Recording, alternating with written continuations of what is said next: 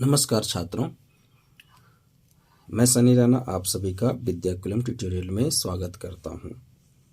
आज हम लोग पिछले जो क्लासेस में चल रहा है टॉपिक उसी के बारे में डिस्कशन करते हैं। तो जैसा कि पिछले क्लास में हम लोगों ने सिंपल पेंडुलम और इसके टाइम पीरियड का एक्सप्रेशन देखा था और आप स्क्रीन पर देख पा रहे हैं जो हम लोगों ने कैलकुलेट किया था टाइम पीरियड सिंपल पेंडुलम का, वो 2 pi into root under l by g आया था। जहाँ पर 2 पाई तो एक कांस्टेंट है और एल के बारे में अगर बात करें तो ये लेंथ ऑफ द स्ट्रिंग, जो धागा था उस धागे की लंबाई है, और जी एक्सेलरेशन ड्यू टू ग्रेविटी। अगर हम इस कांस्टेंट को हटा दें तो आप इस इक्वेशन को कुछ इस तरीके से भी लिख सकते हैं। This equation can be written as like this. इस प्रोपोर्शनल कांस्टेंट को हटाएंगे तो यहाँ प्रोपोर्शनल का साइन आएगा, ठीक है, और ये हो जाएगा कुछ इस तरीके से एल बाय जी, ठीक है, रूट अंडर एल बाय जी।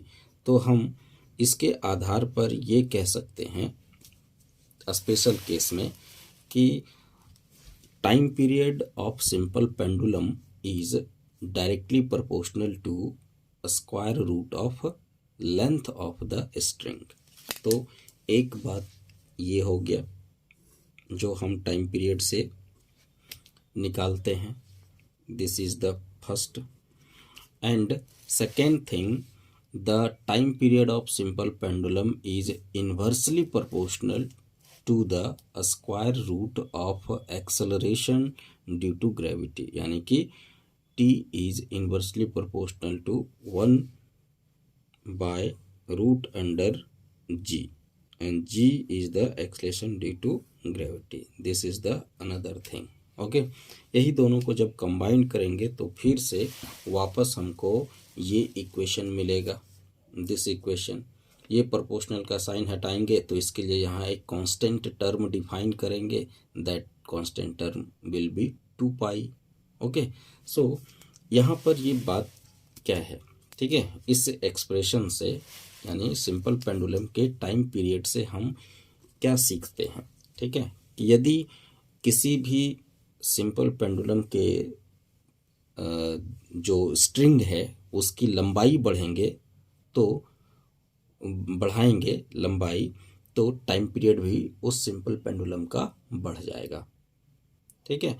यदि अगर acceleration due to gravity change होता है, ठीक है, ये अगर घटता है तो टाइम पीरियड बढ़ जाएगा, ठीक है।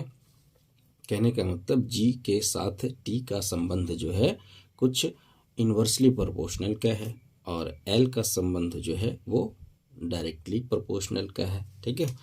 तो इसी से रिलेटेड एक छोटा सा क्वेश्चन हम लोग यहाँ पर करते हैं, न्यूमेरिकल है।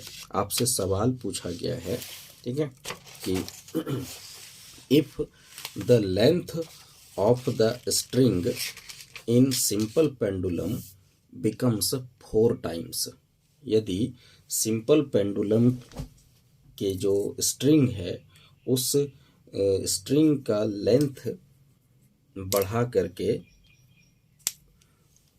4 गुना कर दिया गया, तो बताइए what will be the change in its time period.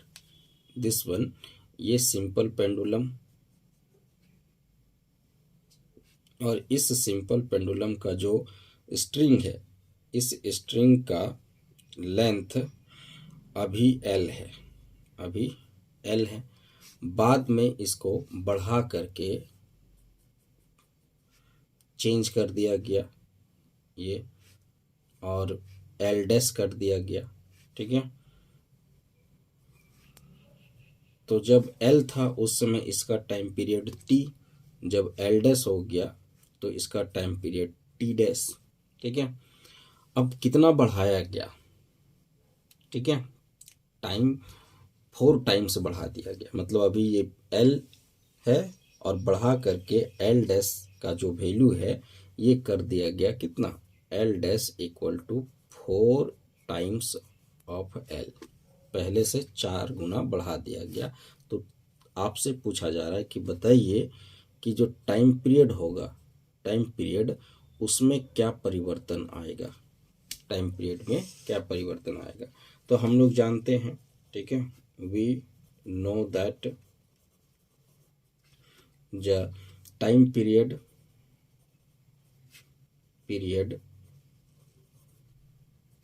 of simple pendulum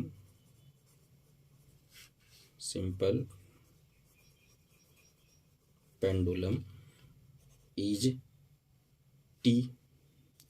simple pendulum का टाइम पीरियड कितना होता है, t, और इसलिए इस t का जो वैल्यू होगा वो 2 pi into root under l upon g ये होगा।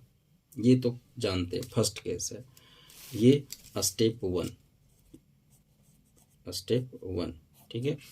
अब स्टेप 2 में क्या किया गया है कि इसकी लंबाई को बढ़ा दिया गया। This is the step 1। Step 2 में क्या किया गया, इसकी लंबाई को बढ़ा करके 4 टाइम गुना कर दिया गया, 4 टाइम्स सिंपल पेंडुलम के स्ट्रिंग के। तो अब हम इसको इक्वेशन 1 मान करके सेकेंड स्टेप में लिखेंगे। स्टेप 2 में क्या कर दिया गया, this L dash will be 4 times of L, ठीक है। सो new time period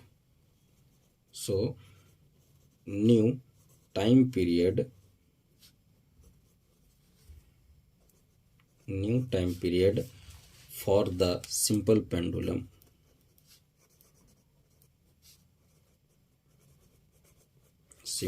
pendulum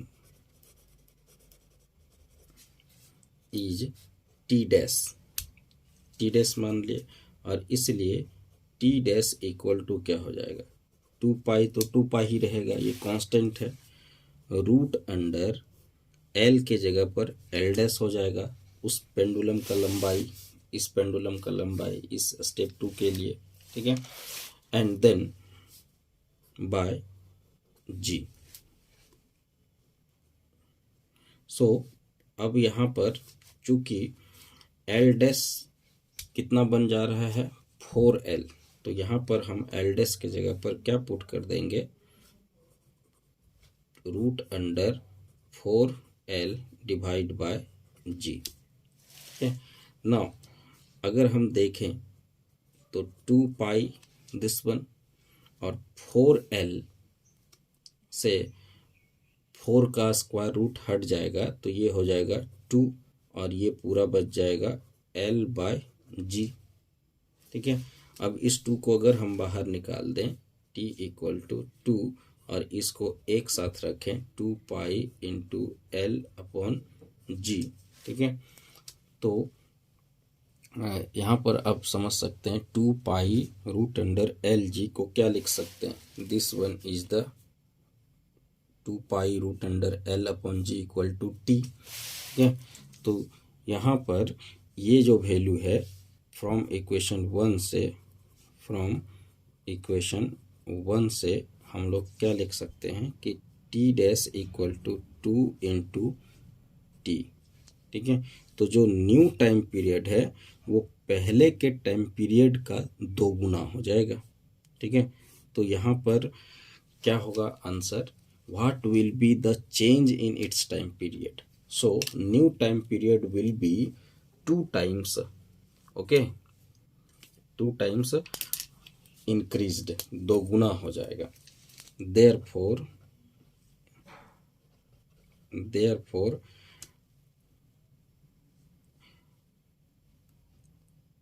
the time period will be 2 times. Therefore the time period of simple pendulum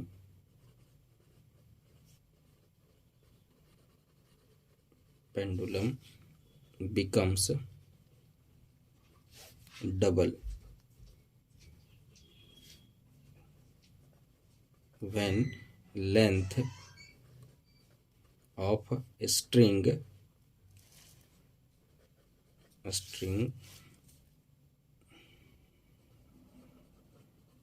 becomes 4 times। ठीक है, जब हम धागे की लंबाई को 4 गुना करेंगे तो टाइम पीरियड जो है सिंपल पेंडुलम का बढ़ करके 2 गुना हो जाएगा। ठीक है, तो इस न्यूमेरिकल को आप लोग सॉल्व कर लेंगे, ठीक है, अच्छे से, और इसको समझने का प्रयास करेंगे। This is the solution, okay, of the question. Now मैं फिर से एक बार इसको रिवाइज कर देता हूँ। क्वेश्चन क्या बोला कि if the length of the string in a simple pendulum becomes 4 times what will be the change in its time period. यदि किसी सिंपल पेंडुलम के स्ट्रिंग की लंबाई पहले की तुलना में 4 गुना बढ़ा दी जाती है तो बताइए कि उसके टाइम पीरियड में क्या परिवर्तन आएगा। ठीक है, क्या परिवर्तन होगा। तो इसमें 2 स्टेप पहले देखते हैं कि जब बढ़ाया नहीं गया था, लेंथ बढ़ाया नहीं गया था, उस समय टाइम पीरियड क्या लगता था, और फिर दूसरा स्टेप होगा कि बढ़ा देने के बाद टाइम पीरियड क्या होगा। तो बढ़ाने से पहले यानी स्टेप 1 मान लेते हैं ये सिंपल पेंडुलम है जिसमें इस स्ट्रिंग की लंबाई L है और टाइम पीरियड T है। तो इस T का वैल्यू क्या लिखा जाएगा, T equal to 2 pi into root under L/G। यही होता है सिंपल पेंडुलम का टाइम पीरियड। पिछले वीडियो में हमने इसका एक्सप्रेशन निकाला है, आप उसको वहाँ से रिवाइज कर लेंगे। ठीक है, ये हम लोग जानते हैं। अब जब चेंज हो गया लेंथ चेंज होकर के L से कितना हो जा रहा है, 4L, 4 गुना हो जा रहा है, तो न्यू टाइम पीरियड कितना होगा। सो अब सेकेंड स्टेप के लिए हम लोग निकालते हैं। सिंस L डैश यानी कि 4L लेंथ हो जाता है स्ट्रिंग का, so new time period for the simple pendulum is T dash, और इस T डैश का वैल्यू क्या होगा, 2 pi root under L dash by G। So T dash equal to 2 pi root under, इस 4L का square root हटाएंगे तो L पर तो रहेगा, लेकिन 4 का स्क्वायर रूट कितना होता है, 2, तो ये 4 बाहर होकर के 2 बन जाएगा इधर, और इसमें रूट तो रहेगा ही। अब 2 pi into root under LG बराबर हम जानते हैं ऊपर equation 1 T, so 2 into T हो जाएगा, और ये 2 यहाँ पर है। ठीक है, सो T डैश यानी new time period will be double of the old time period. ठीक है, इसका मतलब ये हो गया कि the time period of simple pendulum becomes double when the length of string becomes 4 times.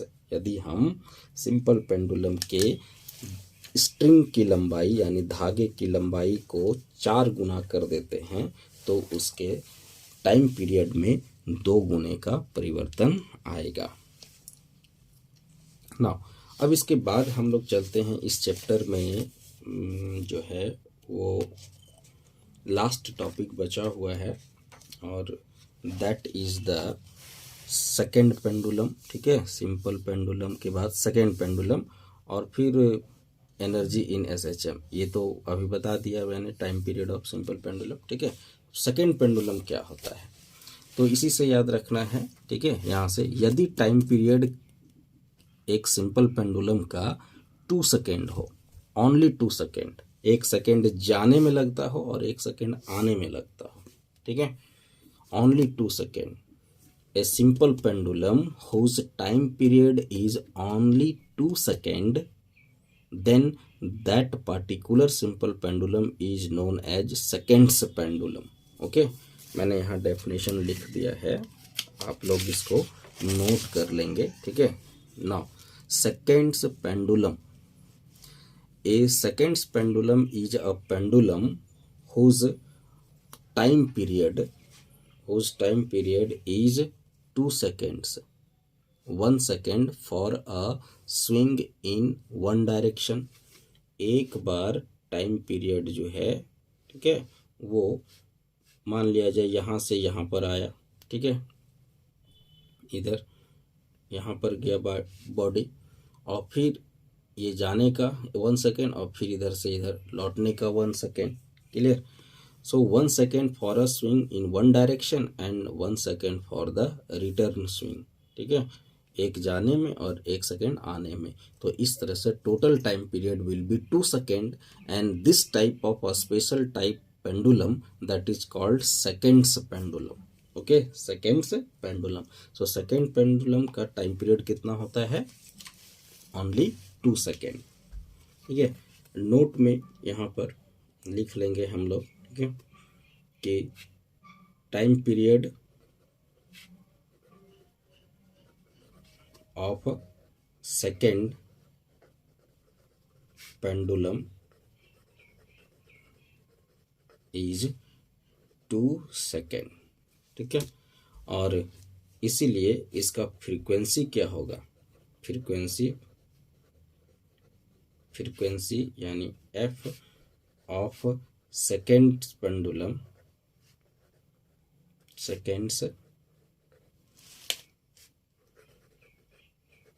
Pendulum is, चूंकि फ्रीक्वेंसी बराबर होता है 1/t रेसिप्रोकल ऑफ टाइम, और इसलिए 1 और टाइम पीरियड इसका कितना है? 2 second. So this is the 2 and then इसका वैल्यू कितना? 1/2 यानी कि 0.5 और फ्रीक्वेंसी का यूनिट होता है hertz. So frequency of the second pendulum is कितना? 0.5 हर्ट्ज। ठीक है, ये आपको याद रखना है। ये frequency of the seconds pendulum is 0.5 hertz. Okay, ना इसके बाद इसमें भी कभी कभी पूछा जाता है कि length of the string of the seconds pendulum के जो स्ट्रिंग है उसकी धागे की लंबाई क्या होगा? इस धागे की लंबाई क्या होगा? तो यहाँ से भी निकाल सकते हैं तीसरे में। ठीक है, कि time period equal to 2π√L/g। Time period अगर हम बात करें तो T/2π इक्वल टू √L/g, और अगर स्क्वायरिंग कर देंगे दोनों तरफ, ठीक है, तो यहाँ पर हो जाएगा T²/2π इंटू 2π, 2 बार ये हो जाएगा, और इधर से हो जाएगा T/g। सो L/g, और इसलिए फिर ये L का वैल्यू क्या हो जाएगा? T² इंटू G/2 और π²। So this is the expression for the length of the pendulum. अब इसमें यदि t का वैल्यू 2 सेकेंड हो जाए, ठीक है, since t equal to 2 second, then L equal to what? 2 का स्क्वायर इंटू G तो 9.8 and then 4 and into pi, so that is 22/7 and this is the square। and now इसको जब आप कैलकुलेट करेंगे तो ये हो जाएगा 4 into 9.8 and then 4 into this one 22 का स्क्वायर, दिस वन, एंड 7 जब 49 that is the 49 this is. ठीक है, ये आएगा मीटर में। इसको अगर और सॉल्व कर लें, ठीक है, इसको आप अगर सॉल्व कर लेंगे तो आपके पास कुछ इस तरीके से डेटा आ जाएगा।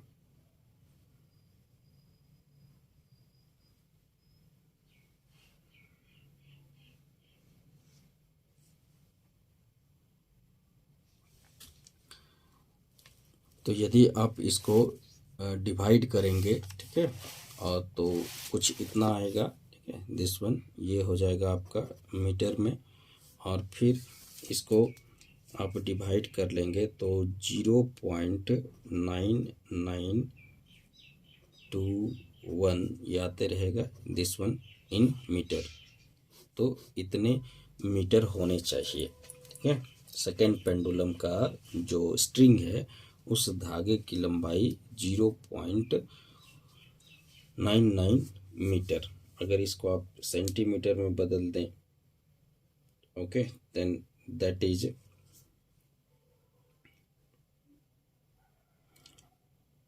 99.2 आ जाएगा, 99.2 सेंटीमीटर। तो आप कह सकते हैं कि the length of a string, length of a string in seconds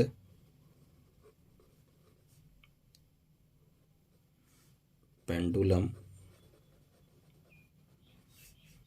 is about 99.2 centimetre, okay, this one. तो ये कुछ 2-3 पॉइंट है, आप इसको अच्छे से नोट कर लेंगे, ठीक है। सेकेंड पेंडुलम एक ऐसा पेंडुलम होता है जिसका टाइम पीरियड ओनली 2 सेकेंड होता है, टाइम पीरियड 2 सेकेंड।